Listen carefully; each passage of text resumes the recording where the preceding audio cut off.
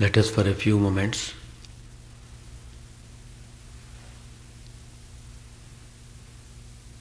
close our eyes, sit erect,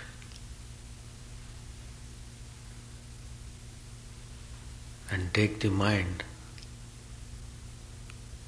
towards the Divine Spirit, the indwelling Supreme Consciousness. Let no other thoughts come during these few moments. Let us put all our attention on the Divine.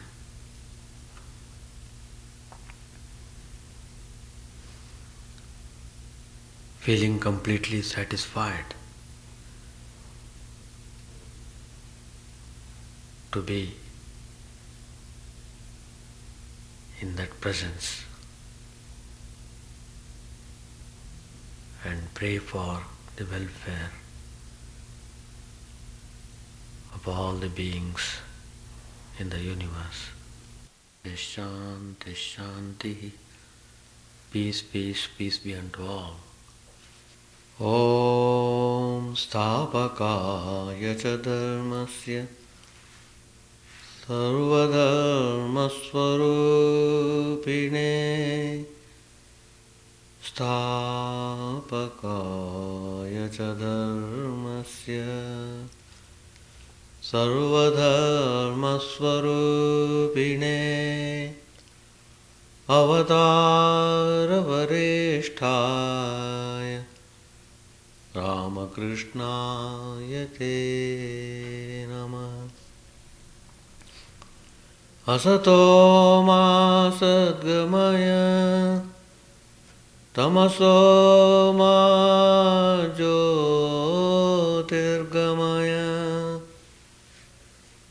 asato ma sadgamaya tamaso ma jyotirgamaya Pratyormamritangamaya. Om Shanti Shanti Shanti. Let us offer our salutations to Sri Ramakrishna, who came to show us the ways to reach the Divine Supreme. Let us pray to that Divine Spirit to lead us from unreal to the real, to lead us from the darkness of ignorance to the light of knowledge, to lead us from death to immortality. Peace, peace, peace be unto all. It is very difficult to get rid of the unreal.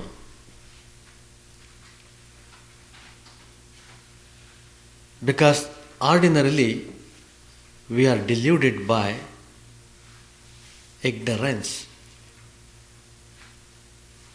We always tend to think wrong as right and right as wrong, unreal as real, real as unreal. That is why we are in for various types of troubles. That means we have no sufficient training to our buddhi. We think that we can have that wisdom just by going to schools and colleges or by becoming a scholar. It is not so. There are so many scholars, but then Scholarship does not remove ignorance. On the other hand, he may be more ignorant than the others who are not scholars. The point is, we are not trying to learn the real knowledge. We are acquiring knowledge that is not conducive to take us to the reality. So we are going in the opposite direction. Instead of going to the place of freedom, we are heading towards the place of sorrow and suffering. Instead of trying to work for liberation, we are trying more and more to get bound ourselves. That is why the importance of holy association, the importance of holy place, it is very much stressed. Of course, people have to learn through experience. Life is full of experiences, no doubt. But how many people do actually learn through experiences? Of course, there are who definitely find out that they are pursuing in a wrong way, and they go in search of holy persons. So that is a way to get rid of the ignorance. The more and more we are inclined towards the worldly enjoyments, worldly pleasures. I want this, I want that, I want this, I want that. Hankering after pleasures. Hankering. So that mad rush towards the enjoying the things, or getting ourselves more and more entangled in the worldly objects, we are losing our way thoroughly. So, out of infinite grace, the Divine Spirit incarnates itself to show us the way to learn the things. Sri Ramakrishna himself, how wonderfully he has stated, as long as I live, so long do I learn. What a wonderful statement. If you have that attitude of learning, then you will not become egoistic. You will not become proud, and you will not be hostile to the society or to the country. You will be always trying to help whatever way your part you can do. So learning, so life is given to us to learn, to work for liberation. And these saints and sages, incarnations, they come to show the way. Those who find that here is a way we can have some hope to raise ourselves from sorrow and suffering. The whole world, if we look upon as the very body of the Divine Lord, the Divine Spirit, His form is this universe. His form is this whole universe. When you have that attitude, you feel the whole universe is consecrated and you feel reverence and you will do your work. Whatever work you may be doing, you do it with dignity and grace. Do it with all humbleness. And the idea of service one can practice if he tries to understand the things in a proper way. Now here, Master Mahashay, coming in contact with the great incarnation Sri Ramakrishna, he was completely overpowered, or I should say he was completely transformed even in the first visit itself. It seems he had some kind of awakening from the deep slumber of ignorance, awakening from false idea of the world and the things, awakening from the false idea of learning and education, scholarship. For the first time, he was so much attracted by the wonderful simplicity of the great personality and the most cheerful personality Sri Ramakrishna was. His whole being was full of pure love and affection towards everybody. No trace of selfishness, no trace. For the first time he could see such a divine person, God in the human form. Many people have heard about it. Many people have read in the books, but few people have come across in their actual life such people. They could see even in this world. So, we must rise to that level of divinity. That is spiritual life. First of all, we must become thorough human beings. Many times we feel we don't even cherish the human values. We don't know how to behave in a proper way. So first of all, let us learn to become human in every respect. Concern for others, giving due respect to everyone. That way, we can develop our human personality. When once we develop to that level, then we become qualified to step into this realm of spirituality.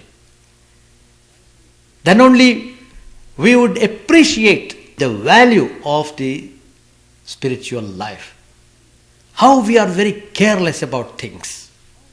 We are careless about following disciplines. We are careless about studying, understanding, discussing, implementing. In every stage, how we are failing. How can we expect any kind of illumination or any kind of improvement in the life? So every step is important. Every moment of time is important. Every practice is important. So, we must live the life in a highly practical way. Sri Ramakrishna came to show us that practical life. He spoke what he meant, what he did. That is Sri Ramakrishna. He was truth himself. He was purity himself. He was perfection himself. So he could vibrate. He could send vibrations of purity, vibrations of divinity, vibrations of perfection all around. It is tremendous divine attraction. Tremendous. And Master Masha felt that irresistible divine attraction.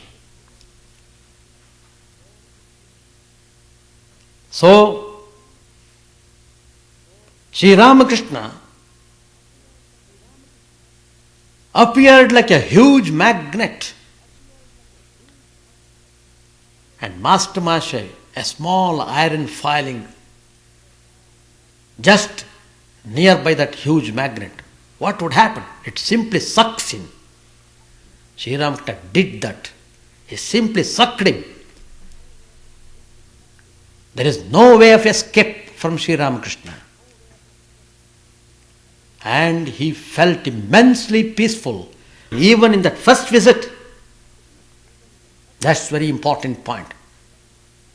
The first impression was the best impression, and it carried on throughout his life. And his life became blessed. He got fulfillment in the life. And Sri Ramakrishna gave thorough training how one should act upon, how one should perform duties, how one should look upon one another. All these things have been dealt with meticulously, and Sri Ramakrishna never neglected any aspects regarding these things. So when Master Masha was about to take leave, when he said he would be going back home, Sri Ramakrishna very tenderly, very lovingly told him to come again, with smiling. And that impressed him very much, very much. Even while returning, he was thinking about that. What? He has asked me to come again. What sweetness! What self-effacement!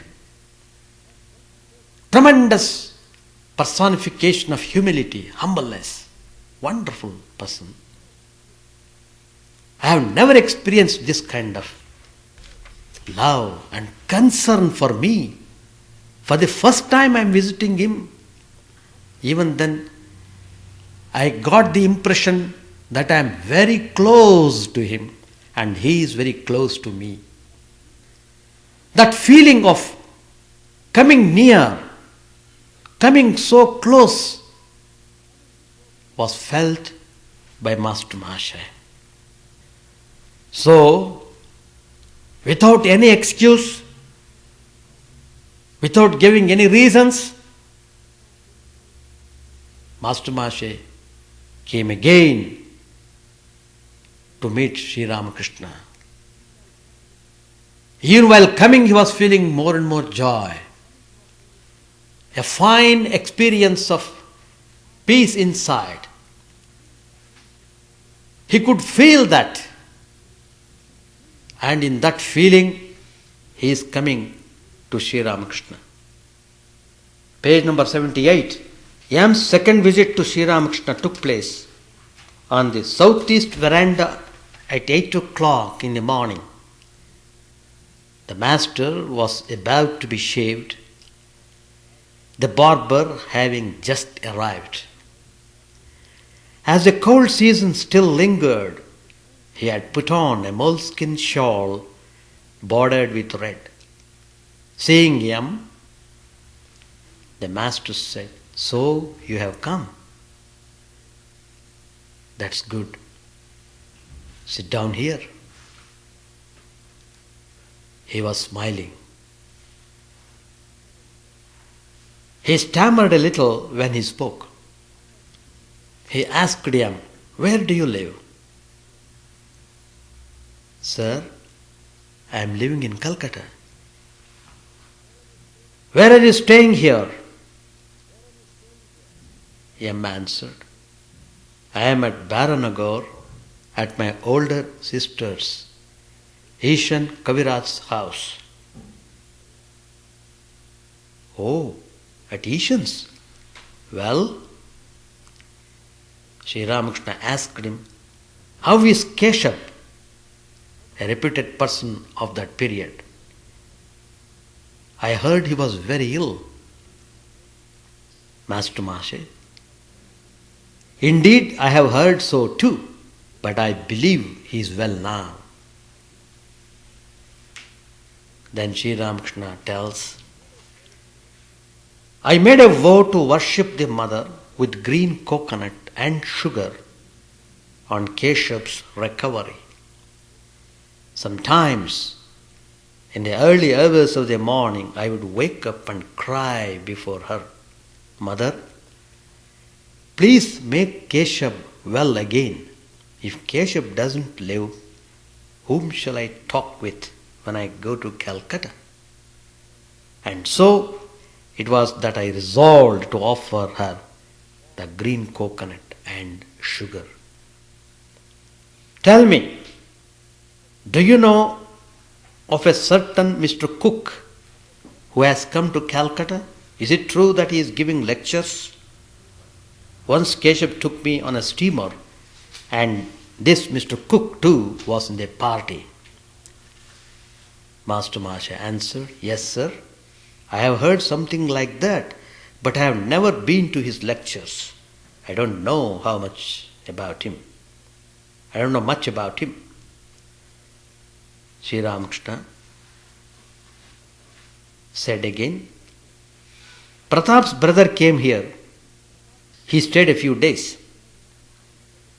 He had nothing to do and said he wanted to live here. Sri Ramakrishna said further, I came to know that he had left his wife and children with his father-in-law. He has a whole brood of them. So I took him to task. Just fancy, he is the father of so many children. Will people from the neighborhood feed them and bring them up? He is not even ashamed that someone else is feeding his wife and children, and that they have been left at his father-in-law's house. I scolded him very hard and asked him to look for a job. Then he was willing to live here.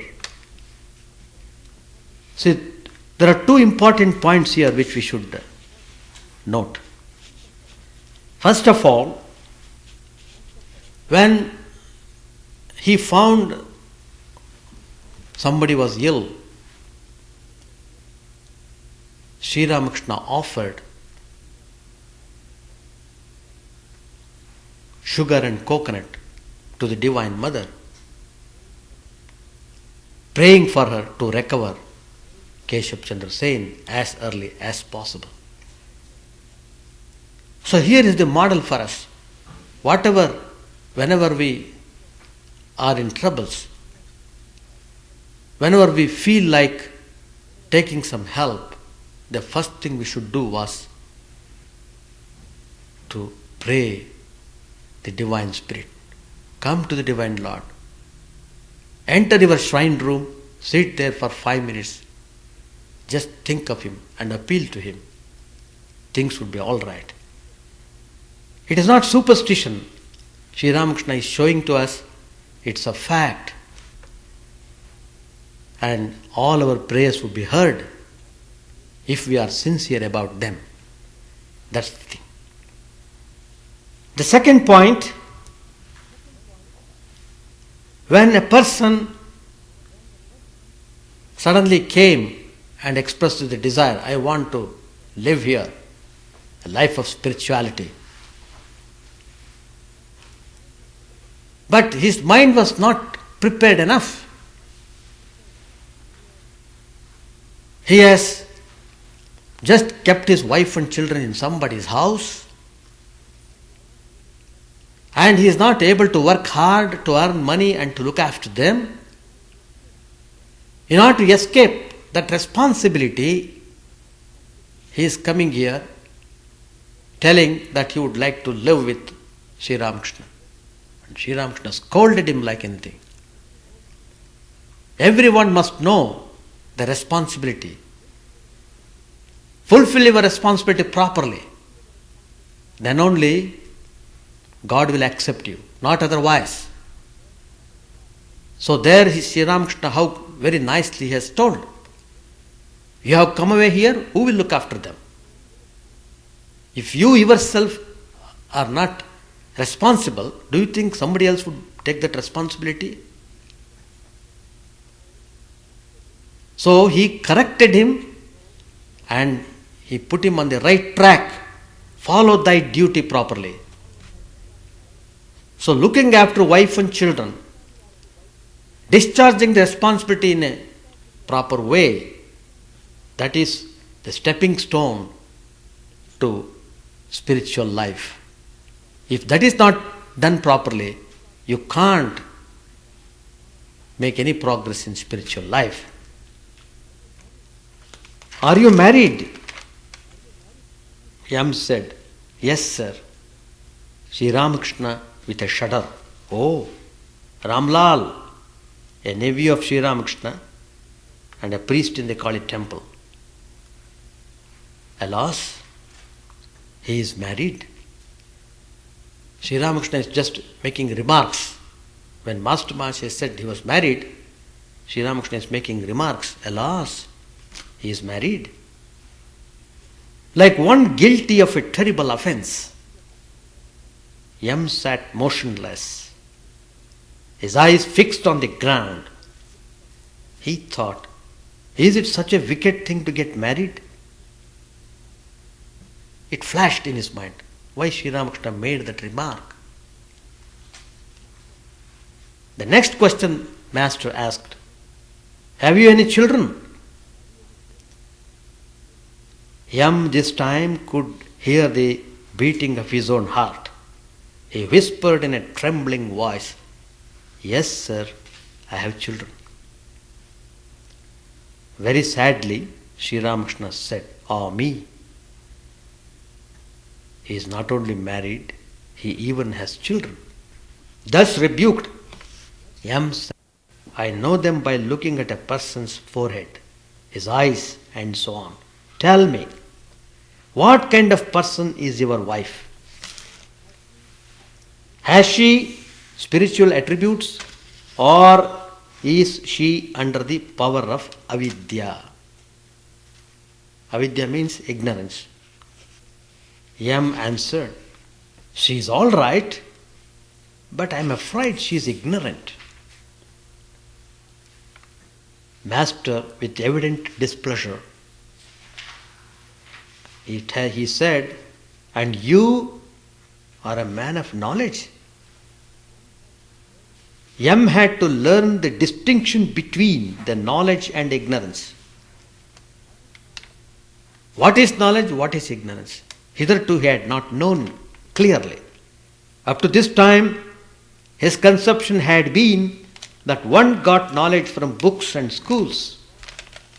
Later on, he gave up this false conception. He was taught what is true knowledge. To know God, to know your own nature, to know the reality, that is knowledge. And not to know Him, ignorance. One might have studied number of books and he might have 3 to 4 PhDs, but still he is called ignorant if his mind is not turning towards the divine. If his mind is not aspiring for the perfection and realization of the divine. When Sri Ramakrishna explained, and you are a man of knowledge, Yam's ego was again badly shocked. He was all along had that impression. He had studied so many books and he was a teacher. So he had all that book learning. So he thought he was most learned person. So that vanity was shattered by Sri Ramakrishna's words. Sri Ramakrishna showed real wisdom is not through book knowledge, but through the direct realization. Through spiritual life, one acquires real knowledge. That is why it is termed as Paravidya. Para, apara. Para means the knowledge, the spiritual knowledge. Apara means the non-spiritual. We are all hitting upon non-spiritual knowledge. Day in and day out we are busy with acquiring non-spiritual knowledge. So, we are not free from any kind of suffering.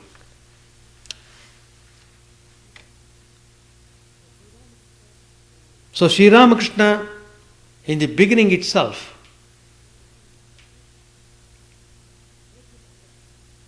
make him understand what is knowledge, what is ignorance,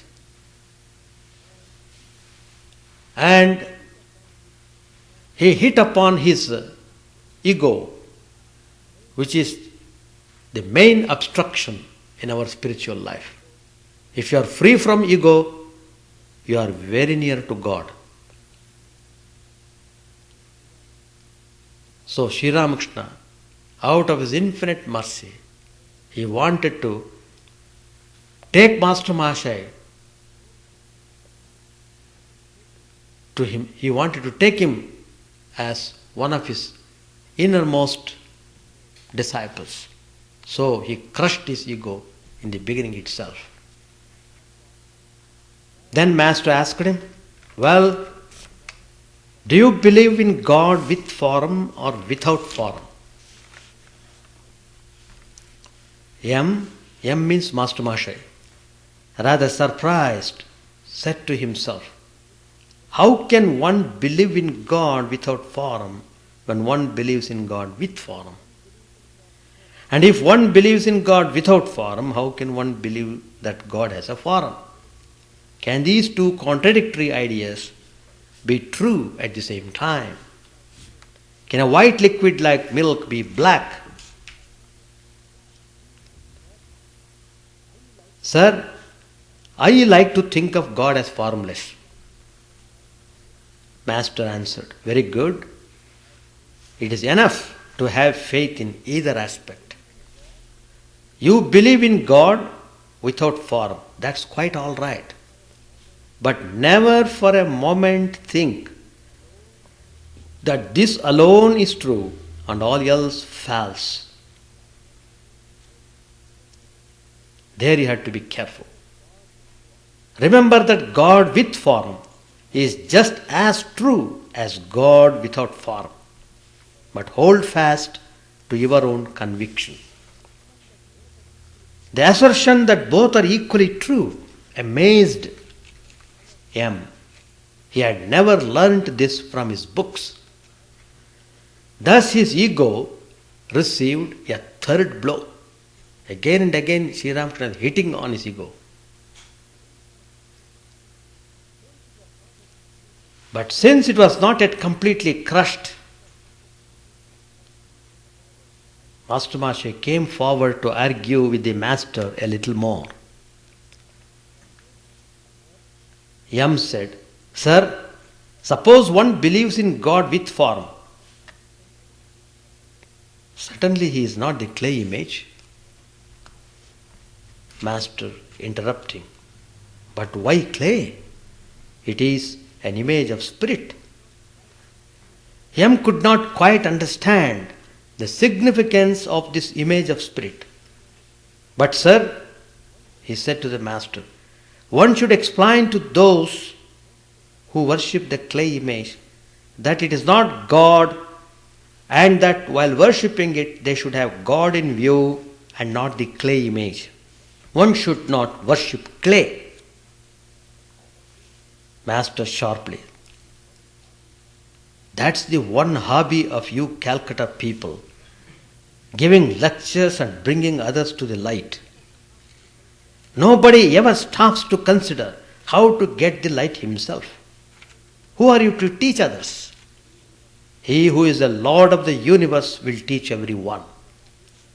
He alone teaches us, who has created this universe, who has made the sun, moon, men, beasts and all other beings, who has provided means for their sustenance, who has given children parents and endowed them with love to bring them up. The Lord has done so many things. Will He not show people the way to worship Him? If they need teaching, then He will be the teacher. He is our inner guide. Suppose there is an error in worshipping the clay image. Doesn't God know that though He alone is being invoked, that through it He alone is being invoked? Does He not know that? He will be pleased with that very worship. This very important point. Why should you get a headache over it? You had better try for knowledge and devotion yourself.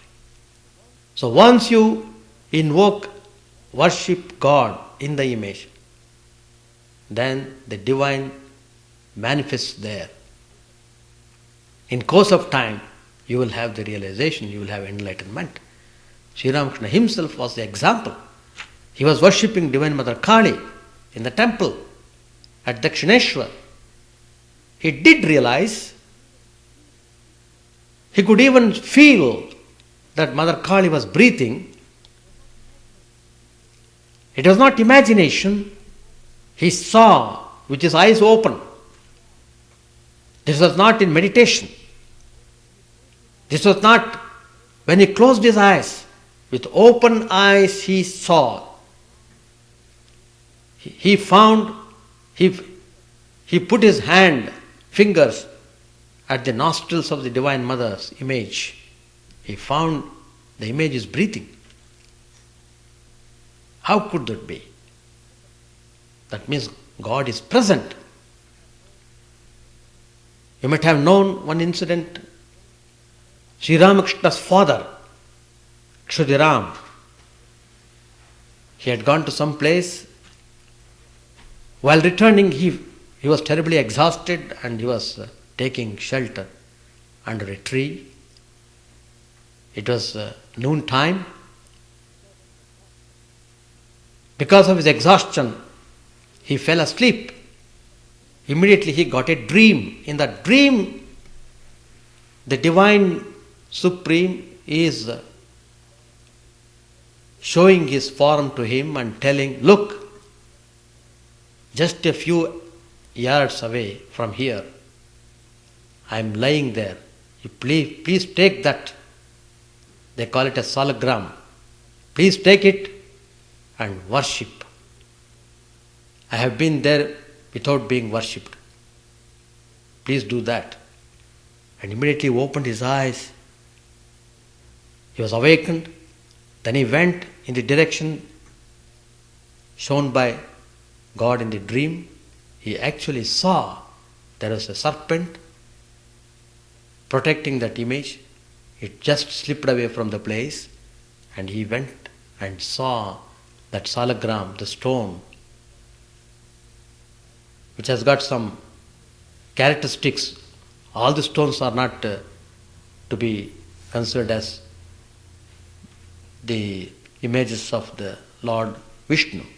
But in this particular stone, immediately he took it. It's called Raghuvir Salagram. Even now it is there in Kamarpukur, the birthplace of Sri Ramakrishna. Anybody going there can see that. And he was worshipping that Raghuvir Salagram in his home with great love and devotion.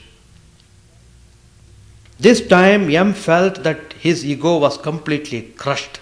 He now said to himself, yes, he has spoken the truth. What need is there for me to teach others? Have I known God? Do I really love him? I haven't room enough for myself in my bed, and I am inviting my friend to share it with me. I know nothing but God, yet I am trying to teach others. What a shame! How foolish I am! This is not mathematics or history or literature that one can teach it to others. No. This is the deep mystery of God. What He says appeals to me. This was M's first argument with the Master, and happily his last. I think I should stop here. Now you can give your observations and any questions if you want to ask. You are quite welcome. Mic is there. You can come and share your ideas. Anybody can come. Now the point is we should not talk on religious matters with them. We just go and do our work and come away, that's all. They are not in a state of understanding the things. Probably the time is not yet ripened for them. They may have to go some experience in the life. So each one is in different level. So instead of trying to speak to them about religion, we will not speak. We will concentrate upon our work and do the job nicely, and come away. That's all. So what we think of religion, we will put it in our practice to the best of our capacity. So it is not for any show or not for trying to impress others people also to come into my ways of thinking. That also we can't do because each man thinks in his own way. But then some like temperaments would be there, so that if they appreciate the ideas, then quite good. Otherwise, we need not bother about them. That's all. That's how I look upon. See, their nature. I don't know how to explain. It's kind of hard. I understand. Their nature they exhibit, but we will stand on our own nature. We will not be disturbed by the nature of other people. That is our spiritual strength. It is no doubt difficult. I know it is difficult. That is why sometime if the work is too hard to adjust with our way of spiritual life, some people they even quit the job and do the job which is suitable to them. Like that. Sometimes they do the job independently. But if there is no other way, then you have to adjust because you have to earn money and you have to look after things in the household.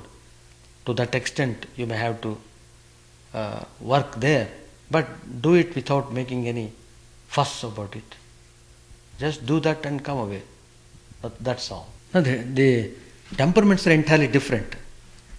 Master Maharaj's temperament is different, and Swami Vivekananda is of a different metal.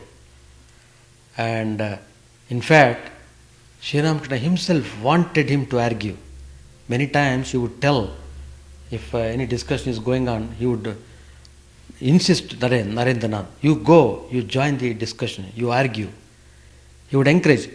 But it doesn't mean that Sri Ramakrishna was tolerating his ego. In fact, Vivekananda had not that type of ego, which was dangerous in the case of ordinary people. But Swami Vivekananda was built up of different material.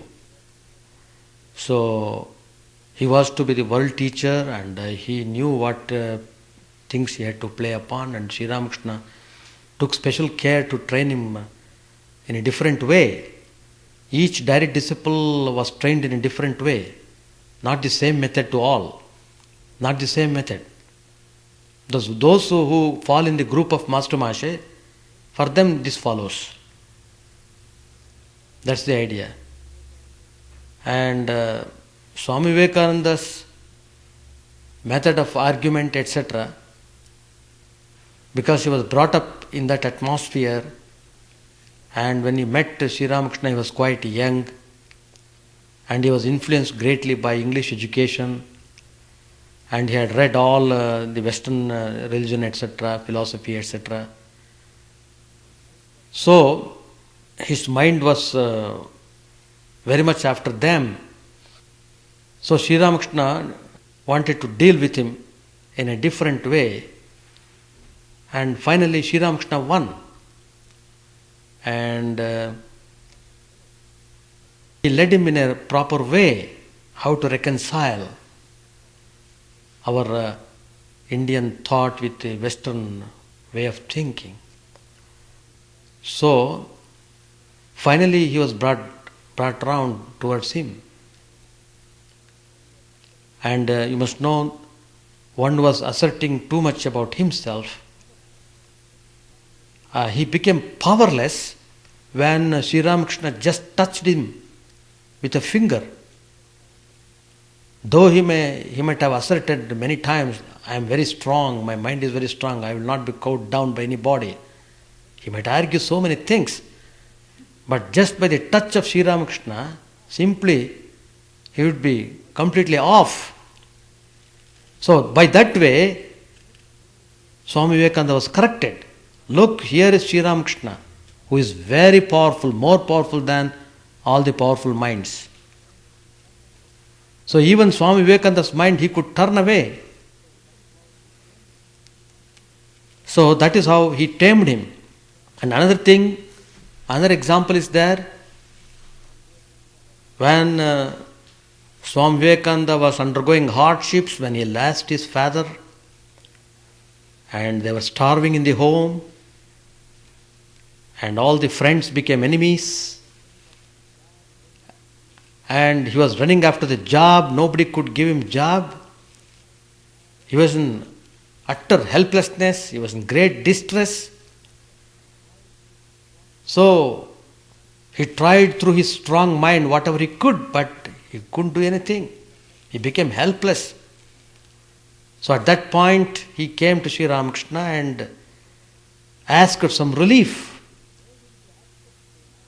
Then he made him to accept Divine Mother. Hitherto he was not accepting Mother Kali. That is the divine power I mean to say. The divine power who is nourishing the whole universe, who is looking after the whole universe. There is that power. Why don't you submit to that? Why don't you accept it? That is the way. So, when he came and asked him, he said, why not you go yourself, go and ask Mother. I am in distress, you please help me like that. If Mother doesn't help, who will help? So she is ready to help you. You go and ask Mother. Why do you feel hesitate to ask the Mother? He agreed and then he went. And by the grace of Sri Ramakrishna, Vivekananda did have the darshan of her Divine Mother. And when he saw, he didn't ask for any things of the world. He simply asked, give me knowledge, give me devotion, give me renunciation, give me power of discrimination, etc., etc. He asked for spiritual qualities. He didn't ask for any things which he wanted. So, who was standing on that high pedestal of ego, he came down literally. He came down. He accepted Divine Mother. Afterwards, he was completely, thoroughly changed person. He was completely changed person. Afterwards, how much he began to worship Mother, and he himself has composed Divine Mother Kali, the poem. Most fantastic poem. So, there are different ways. All are not on the same line. That's the point. But ego should have to go. Should have to go. That's why Sri Ramakrishna, many times he says, not I, not I, not I, but thou, thou, thou. Throughout his life, Sri Ramakrishna would tell that. Not I, thou, Mother, Mother. Even if he wants to bless the people, he would say, Mother bless you, like that. He would never take the credit on himself.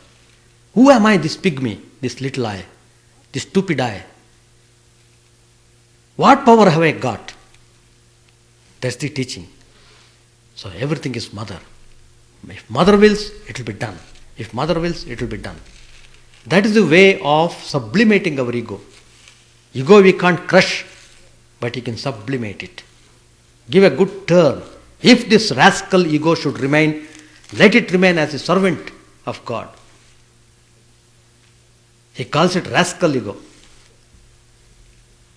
That's the way of taming the ego. Otherwise you will not be able to appreciate the spiritual glory of the Divine Lord. Unless that ego is removed, your realization is not complete. Your realization is not complete. Though you might have some visions, it's a different matter. For example, Ravanasura, in Srimad Ramayana we have got a great demon king. He was a great devotee of Lord Shiva. He even lifted Mount Kailas, they say. He could see Shiva, he could talk to him, well, everything was there, but he was full of ego. It is because of this ego, he was crushed totally. The whole Rakshasa race was wiped out because of his ego. He was very boastful, very proud man. He was proud of his own power. He would not like to hear anything that is more powerful than him. So who is there? All the gods are serving me. I have defeated all the gods in the heavens. I am this supermost powerful person. That was his idea. So because of that ego, he destroyed himself and all the Rakshasa race. And that ego was followed by other bad vices. He became very lustful and he began to tease many ladies. That was very bad on his part. All these are the products of the ego only. So he could not hear the advice of Vibhishana. He was not in a position to hear the advice from anybody. He wants his ways are to be carried through. Nothing short of that. Because he took that attitude, he was to meet with death. I think we will stop here. Chant the name of the Lord and His glory unceasingly, that the mirror of the heart may be wiped clean and quenched that mighty forest fire, worldly lust raging furiously within. O name, stream down in moonlight on the lotus heart, opening its cup to knowledge of thyself. O self, drowned deep in the waves of His bliss, tasting His nectar at every step, bathing in His name, that bath for weary souls. Various are thy names, O Lord, in each and every name thy power resides. No times are set, no rites are needful for chanting of thy name. So vast is thy mercy, how huge then is my wretchedness, who find in this empty life and heart no devotion to thy name. O my mind, be humbler than a blade of grass, be patient and forbearing like a tree. Take no honor to thyself, give honor to all. Chant unceasingly the name of the Lord. O Lord and soul of the universe, mine is no prayer for wealth or retinue, the playthings of lust or the toys of fame, as many times as I may be reborn. Grant me, O Lord, a steadfast love for thee. A drowning man in this world's fearful ocean, he is thy servant, O sweet one. In thy mercy, consider him as dust beneath thy feet. Oh, how I long for the day when an instant's separation from thee, O Lord, will be as 1,000 years, when my heart burns away with its desire, and the world without thee is a heartless void. Prostrate at thy feet let me be, in unwavering devotion, neither imploring the embrace of thine arms, nor bewailing the withdrawal of thy presence, though it tears my soul asunder. O thou who stealest the hearts of thy devotees, do with me what thou wilt, For thou art my heart's beloved, thou and thou alone. O Lord, lead us from the unreal to the real, lead us from darkness to light, and lead us from death to immortality. May all be free from dangers, may all realize what is good, may all be actuated by noble thoughts, may all rejoice everywhere, may all be happy, may all be free from disease, may all realize what is good, may none be subject to misery. May the wicked become virtuous, may the virtuous attain tranquility, may the tranquil be free from bonds, may the freed make others free. May good betide all people, may the sovereign righteously rule the earth, may all beings ever attain what is good, may the worlds be prosperous and happy. May the clouds pour rain in time, may the earth be blessed with crops, may all countries be freed from calamity, may holy men live without fear. May the Lord, the destroyer of sins, the presiding deity of all sacred works, be satisfied. For he being pleased, the whole universe becomes pleased. He being satisfied, the whole universe feels satisfied.